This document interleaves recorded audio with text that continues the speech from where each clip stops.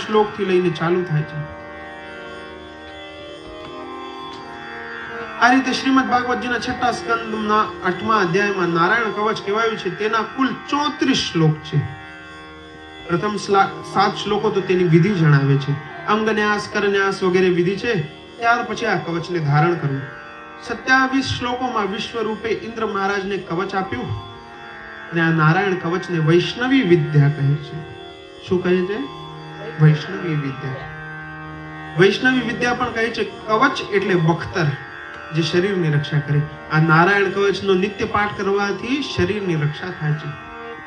વિશ્વરૂપ કહે છે કે આ નારાયણ કવચને જે વ્યક્તિ પાઠ કરે છે અને ધારણ કરે, નારાયણ કવચ ધારણ કરવાની વસ્તુ છે, તેની દૃષ્ટિ જેના પર પડે તે નિર્ભય બની જાય અને આ વૈષ્ણવી વિદ્યાને ધારણ કરનારને રાજા, ડાકુ, ભૂત, પ્રેત આદિનો ભય લાગતો નથી. સુખદેવજી કહે છે, રાજન, વિશ્વદૂત રૂપ દ્વારા અપાયેલું આ નારાયણ કવચ ઇન્દ્ર મહારાજ માટે આમ એક અમોઘ શસ્ત્ર પુરવાન થયું. અને એક દિવસ ઇન્દ્ર આદિ દેવતાઓ સ્વર્ગથી ઉતરીને પૃથ્વી પર વિશ્વરૂપનું દર્શન કરવા આવ્યા. બરાબર તે સમયે વિશ્વરૂપથી યજ્ઞ કરી રહ્યા હતા. સવૈ બ્રહ્મર્ષિ દેવેભ્યો ભાગમ પ્રત્યક્ષમુચ્ચકૈઃ. ઇન્દ્રાદિ દેવતાઓએ આવીને તેની નિકટ બેસી ગયા અને જોયું તો વિશ્વરૂપ દેવતાઓની મોટેથી સ્વાહાકાર કરીને યજ્ઞ ભાગ આપતા હતા. ઇન્દ્રાય નમઃ સ્વાહા, ઇન્દ્રાય નમઃ સ્વાહા. સ્વાહા મોટેથી બોલતા હતા, પણ ઇન્દ્ર મહારાજે બરાબર ધ્યાન દઈને સાંભળ્યું તો સ એવ હિ દદૌ ભાગમ પરોક્ષમ અસુરાન પ્રતિ. વિશ્વરૂપ રાક્ષસોને પણ યજ્ઞ ભાગ આપતા હતા. એ સ એવ હિ દદૌ ભાગમ પરોક્ષમ અસુરાન પ્રતિ. પરોક્ષ રૂપથી અસુરોને આનો યજ્ઞનો ભાગ મળી જાય એટલા છૂટછાપ દેતા હતા.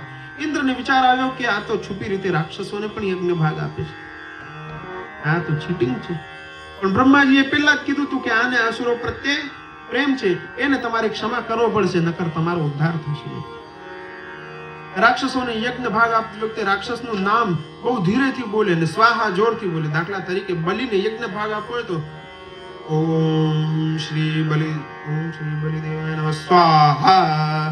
એમાં બલિએ એ સાવ ધીરેથી બોલે ને સ્વાહા એટલા જોરથી બોલે કે કોઈને ખબર જ ના પડે કે ઇન્દ્ર સાંભળી ગયો. બાજુમાં જ બેઠો તો ને, દેવ ગુરુની બાજુમાં તો દેવોનો રાજા બેસે, એનો તો અધિકાર થાય. બાજુમાં બેઠો એટલે એને બલિનું નામ સંભળાય, બીજા રાક્ષસોનું નામ સંભળાય.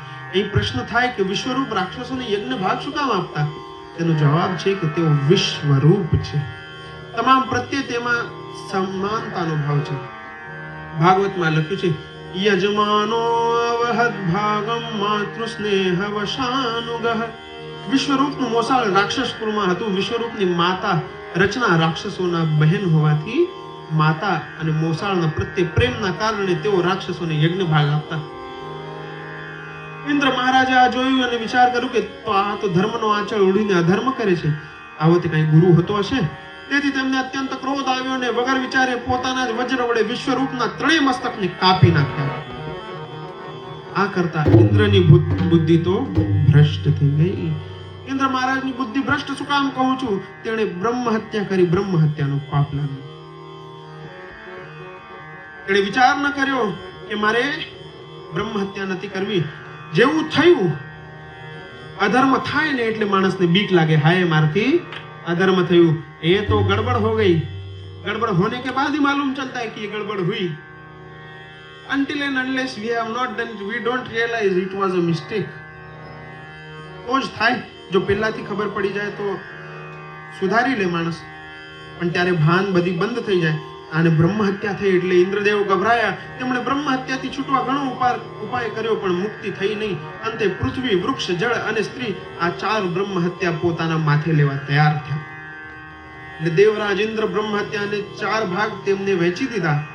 પૃથ્વી ઇન્દ્ર પાસેથી વરદાન માંગ્યું કે અમારામાં ક્યાંય પણ ખાડો પડે તો તેઓ એની મેળે પુરાઈ જાય. આજે પણ ક્ષારના રૂપે બ્રહ્મ હત્યા દેખાય છે. વૃક્ષોએ વરદાન મેળવ્યું કે અમને ક્યાંયથી પણ કાપે તો પણ પાછા ઉગી નીકળીએ. ગુંદર જેવો જે રસ પદાર્થ નીકળે છે તે બ્રહ્મ હત્યાનું કારણ છે. સ્ત્રીઓએ વરદાન મેળવ્યું કે સર્વદા પુરુષોનો સહવાસ કરી શકીએ. તેમનામાં રજો ધર્મ રૂપે બ્રહ્મ હત્યા રહેલી છે. જળે વરદાન માંગ્યું કે અમને ખૂબ વાપરવામાં આવે છતાં અમારામાં વધારો જ થતો રહે. તેમનામાં પરપોટાના રૂપે, બવલના રૂપે બ્રહ્મ હત્યા રહેલી છે. ફેણ. આ બાજુ વિશ્વરૂપના વધના સમાચાર સાંભળી સર્વત્ર હાહાકાર થયો. તેના પિતા ત્વષ્ટાને સમાચાર મળ્યા કે મારા પુત્રને મારી નાખવામાં આવ્યો છે. ત્યારે તેઓ ખૂબ ક્રોધે ભરાયા અને તેણે ઇન્દ્રને મારે તેવા ઇન્દ્ર શત્રુ ઉત્પન્ન કરવાનો યજ્ઞ કર્યો. ઇન્દ્ર શત્રુ વિવર્ધસ્વ માચિરમ જહિ વિદ્વશિમ